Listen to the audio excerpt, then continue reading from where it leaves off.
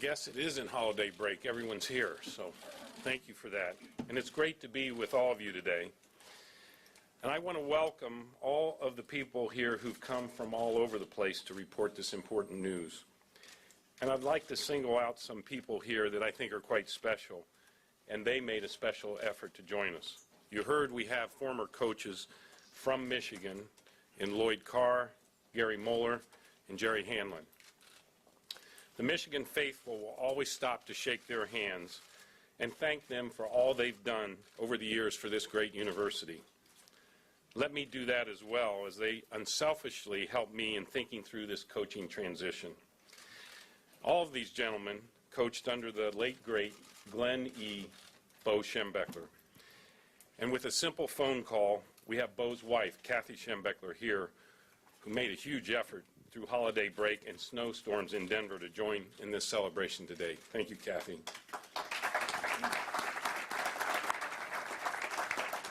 We also have here today Michigan Regents Kathy White, Larry Deitch, and Andrew Richner, all of whom have been so helpful in the process that we constructed that resulted in this great outcome.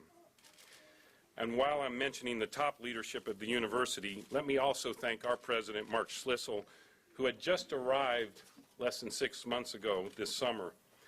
He was terrific to me in council, as a person to brainstorm with, and more importantly, as a touchstone of what the university seeks in its destiny of being leaders and best in academics and athletics.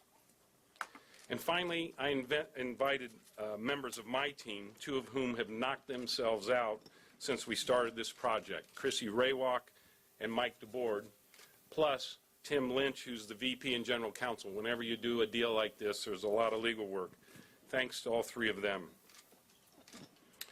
Well, as you hear of my selection for our head coach, you should also know that I broke one of the cardinal rules of negotiation. I fell in love with the guy from the other side, and his name's John Dennison, and he played an enormous part in bringing the coach home. John, round of applause.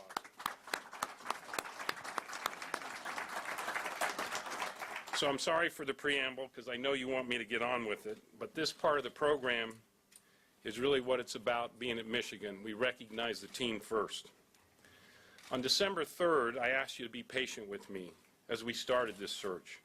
And we pledged to you a deliberate nature of our work, and we discussed how broadly we were going to search for this coach. We did that. We went through a deep think phase that led to our point of view today. Many fans, alumni, past players, they took the time to give me input. I even talked to our current team twice about this decision. Safe to say I heard from lots of people. So today, I'm very pleased and proud to announce the 20th head football coach at the University of Michigan, Jim Harbaugh.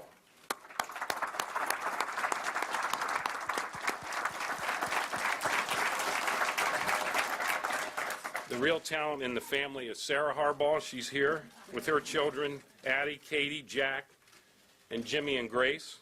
And Jim's brother-in-law, John, and niece Kennedy are here. Welcome to all of them. And a special welcome to Jack and Jackie Harbaugh. Jack was a coach here at Michigan for a number of years, and his wife, Jackie, they were both incredible assets to our Michigan family as they were building what seemed to be a cadre of exceptional leaders in athletics. Now, Jack was a coach when I played here, and as I told Jim, he never had a bad day.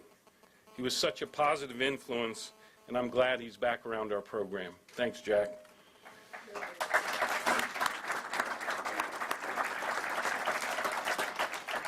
Well, I mentioned that I talked to lots of people, and one particularly famous pro coach who had done broadcasting for many years told me this.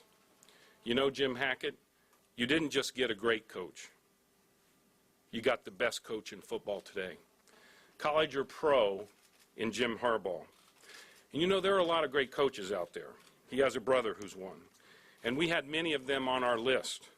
But when you ask how many of these coaches won at all levels, college and pro, it's hard to find someone to compare with. In my upbringing, I remember my dad talking about Paul Brown because he excelled at all levels. This guy is just like that. I could go on about him. He won 49 games in 4 years with the San Francisco 49ers. Just amazing. And considering that he has really strong competitors in that league, including another one with the initials JH, he faced a lot of competition in the pros and amassed that fantastic record. I think that Jim was surely was a candidate for any of these pro jobs that opened yesterday. And yet, he chose to come home. At Michigan, Jim will make the same salary he was paid at the Niners. Jim has signed a 7-year deal. And a year from now, I will review the football program's progress, and the university will determine an appropriate deferred compensation arrangement, which I have to take into account market conditions at that time. As you know, there's a lot of opportunity out there for talent like this. Well, I don't plan on talking more about pay because I'm totally at peace with the fact that we have a win-win deal here. Well, we thought about a way to signal Jim's coming home, and I looked around campus and realized that Mays is everywhere. So today I'm wearing a Mays watch, and I've gifted these to the family and friends as a reminder of this very special day. Our guy came home. Please join me in welcoming Jim to his first press conference as the Jay, Ira, and Nikki Harris family head coach of the University of Michigan, Jim Harbaugh.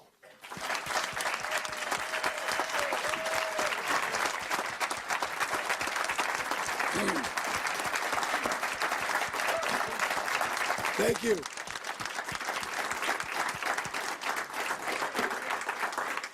Thank you very much. Got to apologize for my voice. They dumped Gatorade over me on Sunday after our ball game, and I've lost my vocal cords a little bit. But and I don't know if anybody saw me trip on the way in. Did anybody see that? A lesser athlete would have gone down. That's all I have to say about that. But there are very special words that are in the English language that we all embrace. There's family, there's friends, there's teammates, there's victory. I was reminded of another very special word when I was driving into Ann Arbor this morning, and that word is homecoming. Our family's had 3 homecomings to Ann Arbor, Michigan in my lifetime. The first was in 1973 when my dad was hired to coach the secondary at the University of Michigan. We came in March, early March, and we had nowhere to live. Bo Schembechler told Bob Sutton, who was a graduate assistant at the time, that the Harbaughs were going to move into his apartment, which was in the basement of the golf course. Now, this was one heck of a deal because there was a blizzard that hit Ann Arbor at that time, and the city was shut down, and everything was shut down. But my brother and I, John, we had the run of the golf course. There was this basement that had putting greens, sandboxes, baseball batting cages, and for 3 weeks it was heaven on earth. Then in 1982, I was recruited to Michigan as a student athlete to play for the legendary Bo Schembechler, and Coach Jerry Hanlon, who I see sitting over here, was my quarterback coach. Gary Moeller and Lloyd Carr were on that staff as well. And my first team meeting, I was 10 minutes late to the first team meeting. Coach Schembechler told me that I would never play a single down at the University of Michigan my entire career. And then now, 2014, to come back as a football coach at the University of Michigan. I have to tell you that I have thought about that, dreamed about that since the time I was a young lad, 9, 10 years old, and throughout adult life, dreamed about coaching at Michigan, and now it's time to live that. And I have no other words to really describe how that feels, except to tell you that I have great excitement about the challenge of serving the University of Michigan as your football coach. I want to introduce my family. This is my wife, Sarah Harbaugh. She's holding young Jack Harbaugh, who's named after his grandfather. I call him Mighty Jack the quarterback. He's 2 years old. This is Addie Harbaugh, who is 6 years old. John Fearborn, my brother-in-law, a very, very close friend. My son, Jimmy Harbaugh, 18 years old. He is getting ready to graduate from high school and looking to start college in the fall himself. Katie Harbaugh is 4. She's in the bathroom. And my mom and dad, Jack and Jackie Harbaugh. And I'm just going down the line. I want to introduce my daughter, Grace Harbaugh, who's 14 years old. She is a tremendous water player, polo player, and student. And Kennedy Fearborn, John Fearborn's daughter, and my niece. I also want to thank some very important people, the Board of Regents at the University of Michigan. I want to thank President Schlissel. I want to thank Athletic Director Jim Hackett for having the confidence in me to, and the confidence they've shown in me to bring me here to the University of Michigan. I also want to thank Brady and Laura Hoke, my very good friends, for their outstanding service at the University of Michigan. They have honored the University of Michigan football program, and I'm pleased to have such a tremendous foundation to stand on. And that foundation was built by Brady, by Lloyd Carr, by Gary Moeller, by Bo Schembechler, by Jerry Hanlon, by John Falk, by the men and women who have served the University of Michigan for over a century, for more than a century. They've been playing football at the University of Michigan. I see Mary Pashnick there. And all the former players, their families. I feel like I'm standing on this foundation that is just so rock solid. I feel like I'm standing on the shoulders of tall men, and I can't thank you enough. I can't thank the alumni enough, the students, the faculty, for the enthusiasm that you've all shown to my family and I. Top to bottom, Michigan is about excellence, is about greatness. And you have my pledge that I will carry forward the tradition of excellence of the University of Michigan football program. Thank you very much.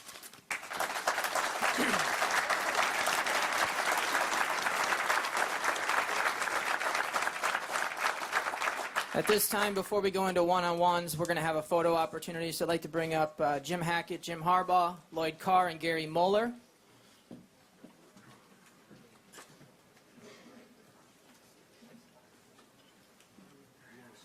Why don't you guys go over to the right here?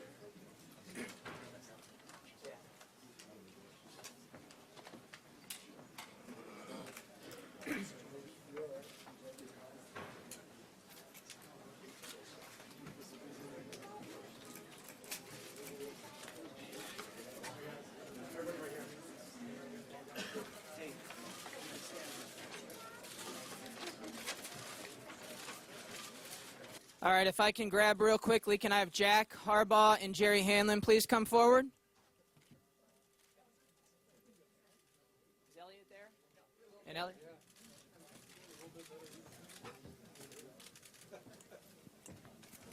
Elliot, why don't you guys come over? We need you in this photo real quick. Where's Jerry? Jerry's coming.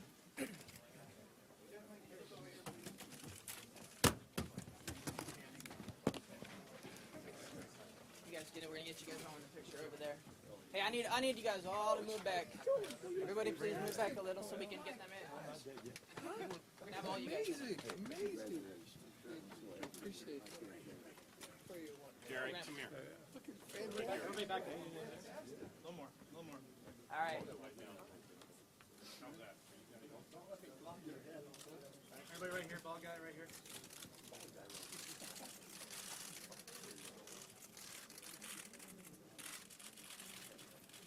All right, we're going to get back into the Q&A here, so if you guys can all sit down, please.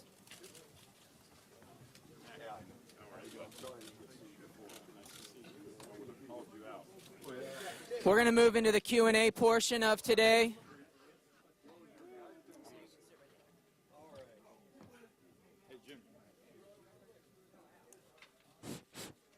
If you have a question, I would ask that you raise your hands. We have microphones on each side. We will pass them to you.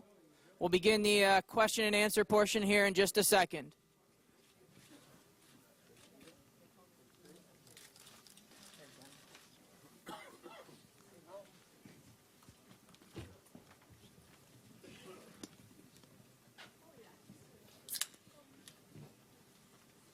Please raise your hand so I know that you have the mic. All right, we're going to start on the left-hand side here with Chris Ballas from the Wolverine.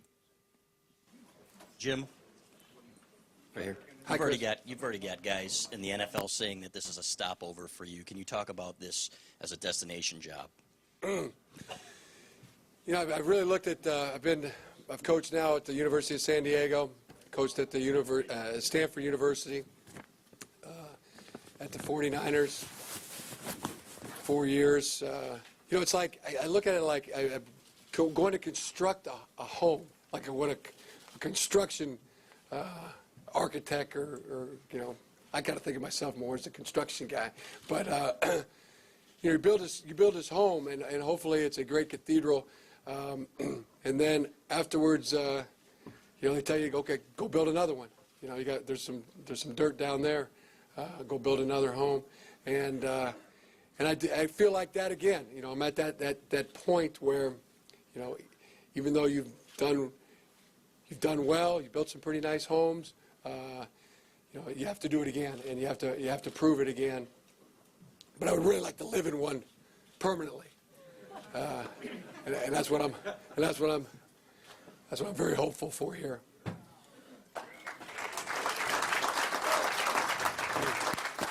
On the far right there, Mark Snyder from the Detroit Free Press. Hey, Jim, Mark Hi, Snyder, Mark. Detroit Free Press. How you doing? Saw you you were in the locker room. Yeah, I remember San that. Francisco. Yeah, Nice to see you. that's true. Jim, you said that you grew up dreaming of this. When was the first time, you know, either last couple months, that this seemed real to you? And then when did you actually make the decision that this was going to happen? Yeah, as I said, I can remember thinking about it as a youngster, 9, 10 years old. There was a time where I was sitting in Coach Jim Beckler's office. I was sitting in his chair. I had my feet up on his desk, and he walked in and said, "How you doing, Jim?" And I said, "I'm doing great, Bo. How you doing?" He said, "What are you doing?" I said, "I'm sitting in your chair, Coach." I couldn't think of anything better to say, but yeah, there's just been times in my life where I've thought about it, dreamed about it, and now it's time to live it. Yeah. I mean, pretty much, I mean, thought about being a coach at Michigan. My dad coached at Michigan. I mean, that was something that I really looked up to and wanted to emulate from the time I was a youngster. So. All the way to the left here, Matt Shepard. Hey, Jim, there was a belief that this could have been a possibility earlier in your career. Why is now the right time for you and Michigan with this fit? Oh, it's again, I want to thank the Board of Regents. I want to thank the President, our athletic director, for having the confidence in me to coach at the University of Michigan. I'm honored, I'm humbled, and I'm very happy. And I want my family to be happy too. There was a time where we flew in and they had a gift bag for the kids, hats, a scarf, some sweatshirts, and the kids had them on. And that took me back to a place where that took me back to a place. You know, that took me back to walking into Moe's Sports Shop and looking at everything with big wide eyes, you know, hoping that you would get something.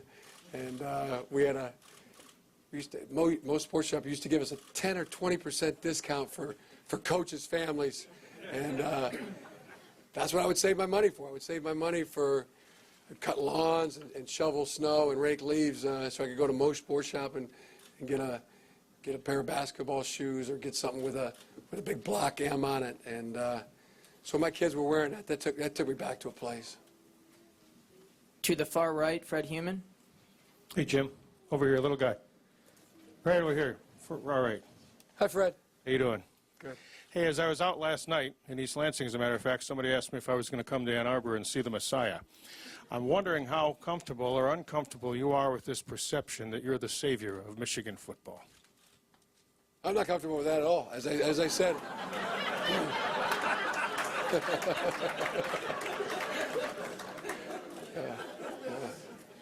as I said, this is I'm standing on a foundation that has been built for over 100 years by some great men, and I feel like I'm standing on their shoulders, and I want to do a good job.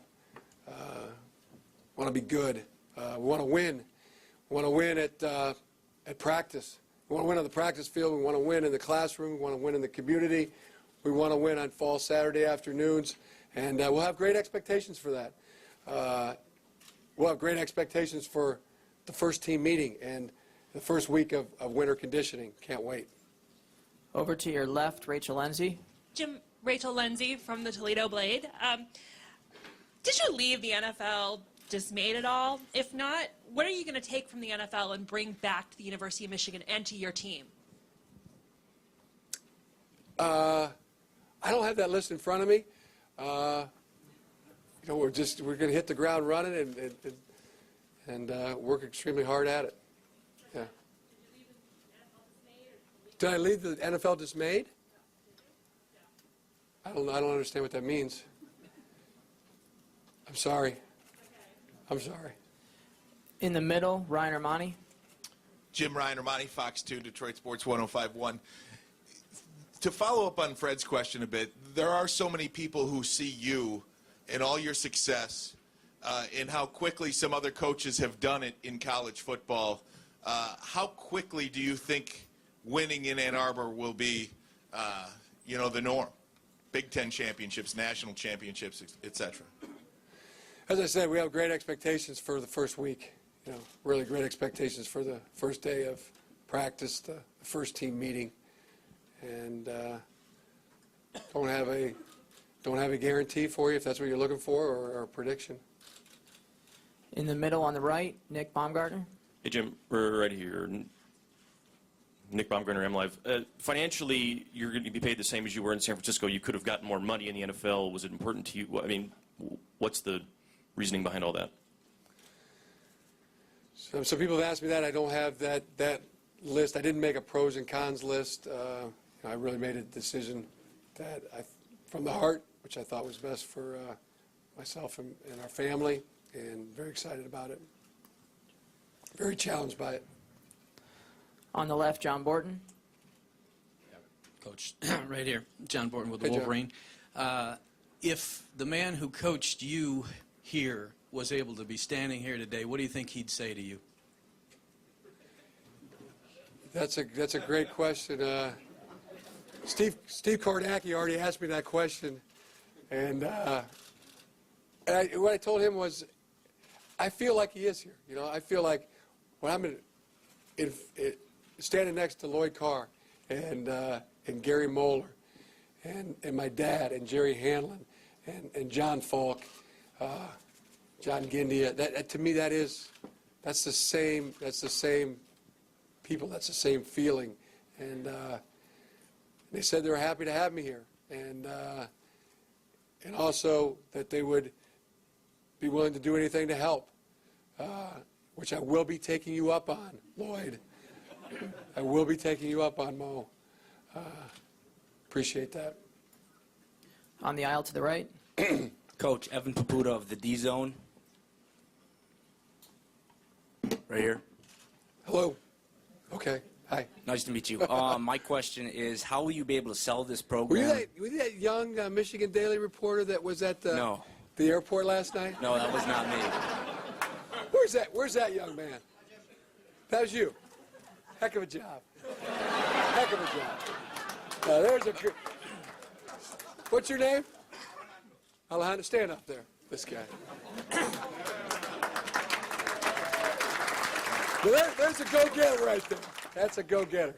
Good job. Sorry about that. My question is, how are you going to be able to sell the program that's been down in the dumps the last couple of years to future players that you're going out to meet? Michigan's always been great. There is, it's always been great, and I always believe in it. What's the best thing you could possibly, in terms of selling something? You're selling something that you believe in your core. You know, to everything you know, and like you know your name, I know Michigan football and believe in Michigan football. And you know, that will not be a hard job. All the way in the back, Jennifer Hammond. Last row back here. I just want to say, actually, I interviewed your dad at Western Michigan. He was the very first interview I ever did when I worked at the sports information department there. So this is exciting to have another Harbaugh to interview. I work at Fox 2 in Detroit, and I'm curious to know, with the way that Michigan's been roughed up against the rivals over the past years, if you have any guarantees or perhaps anything about Ohio State and Michigan State that you can lend here today to the fan base? They're outstanding programs. No, I make no guarantees. I made a guarantee a long time ago, and I've learned from that. I've grown. I understand that you don't make guarantees. On the aisle, Angelique. Angelique Shingelis from the Detroit News. Hi, Angelique. Hi. When did Jim Hackett first approach you, and when did he offer you the job, and how quickly did you accept? How quickly was this this deal made? Pretty quick. It was a very quick process.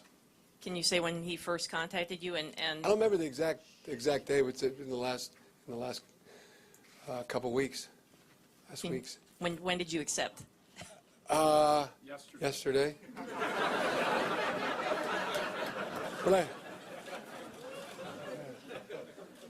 All the way in the back, Tom I Lydon. signed on and flew out here yesterday. Jim, Tom Lydon right here in the back from WXYZ Detroit. You know, there were some comments you made a few years ago critical of the academics here at Michigan and how things were handled. How has that changed in your mind? Are you going to be instrumental in any further change moving forward, and how might your stance on that have changed over the years? Well, you know, that's a good question. That was another thing that I didn't understand at the time and didn't fully understand, and made the mistake of not knowing that you don't compare things. You don't compare, and especially you don't compare great to great. And that's what I did, and that was a mistake. I've since learned that you don't compare. Even comparing one thing to another, or one person to another, or two great institutions compared to each other, because somebody always gets diminished when you do that. So that's another lesson I have learned, since 8 years ago. On the aisle to the left, Matt Pargoff. Matt Pargoff, Maize and Blue News. Jim, where are you at as far as finding assistant coaches, and what sort of criteria are you looking for in that? The best, and we're in the process right now, and can't tell you that it's going to move fast or slow, but hopefully it'll move right, and that's what we'll strive for. Try to cut twice, or measure twice and cut once. On the aisle here, Bob Wanowski. Jim, right here. Bob Wanowski, Detroit News. How are you? Good. You obviously have a history of quote-unquote turnaround projects, San Diego, Stanford, San Francisco. Looks like a turnaround situation here. How do you attack that? And you've done it in the past, obviously, experience-wise. What do you think you need to attack most quickly here to get Michigan turned around? Like any team, and I'm not agreeing that it's a turnaround. I mean, this is Michigan. There's no turnarounds at Michigan. This is greatness, long tradition of it. But the important thing is the relationships, as a team, getting to know our players, them getting to know us as coaches, and ultimately that's what a team is. It's a group of relationships that is focused on achieving a goal together, and that's the most important thing that I truly believe. Can I ask a quick follow-up? Just from a distance, how much did it pain you to watch Michigan's struggles the last 6-7 years? I mean, I saw some. I didn't see the struggles you're talking about. We'll go into the back on the right, Dennis Fithian. Hey, Jim, back here. You don't want to make any guarantees about Michigan State or Ohio State, but can you talk about how you'll approach it? I mean, you've played in some great rivalry games. I mean, you were coaching in the pros against the Seahawks. Just what are you going to tell your guys about how to approach those games and the intensity that they have to have? First, understanding what their intent is, what our team's intent is going to be, and you got to be willing to work for that. You got to be willing to earn that, and that's why I'm so excited for the first week of winter conditioning, to get that started. Let's find out exactly what our intent is, All the way in the back left, Bernie Smilovitz. Jim, I'm just curious, your emotions flying here, your emotions walking in here, knowing you're going to be the head football coach at the University of Michigan last night and today? As I said, very excited, very challenged. Nothing more than that? Any? That it's, as I said, it's very, very special. This is a homecoming. That would be the top of the list. We're going to have time for a few more questions. We're starting on the left, Adam Biggers. Picking on a guy here who's got a bad voice. Shame to you, Bernie. Jim right here, Adam Biggers, Bleacher Report. Given your fiery personality, the way that you approach the game, do you feel like maybe you're going to be able to connect better with, back in the college game than maybe with at the professional ranks? How do you feel your personality translates to the college game? Again. I feel like it's the only personality I have. The other ones were all taken. So I got this one. But and we all have a great desire. There's a human agency to be a part of a team, to be a part of something great, to be a part of something that you're bigger than yourself. And I have that great desire. And I couldn't be more excited, honored, humbled to be a part of this great team. Very excited about that. On the right here, Nick Baumgartner. Jim, Nick Baumgartner, I'm live. You talked to the team earlier today. What was your message with them? I told them it's a little bit uncomfortable. I've never talked to a team through a little speaker phone. I was talking to Coach Carr and Coach Moeller earlier. I said, give me your thoughts. What would you say into a speaker? But basically told him we'll see him back here in a few days, the 5th or the 6th. We'll schedule a meeting and we'll get to work on our winter conditioning. We got two more questions. Sam Webb in the front. So, Jim, I hear you saying that you've mellowed with age right here. You've mellowed with age. Let's say that you have you have a young, brash, cocky, confident player who steps to the microphone and he offers a guarantee. How will you handle that? If you do that, then you got to back it up. Yeah. All right, last question in the back, Greg Molson. Hi, Jim. Greg Molson from ABC 12 in Flint, way back here. First met you a long time ago, back on the longest night ever, if you remember that, at Michigan. Yes, I do.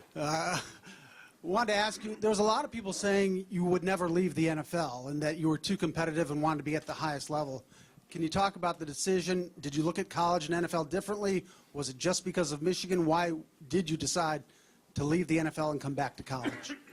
As I said earlier, it was a decision I basically made without a list, without a pros and cons approach to it, and something that I've dreamed about and felt was time to live. It's a decision I felt like ultimately I made with my heart for myself and my family.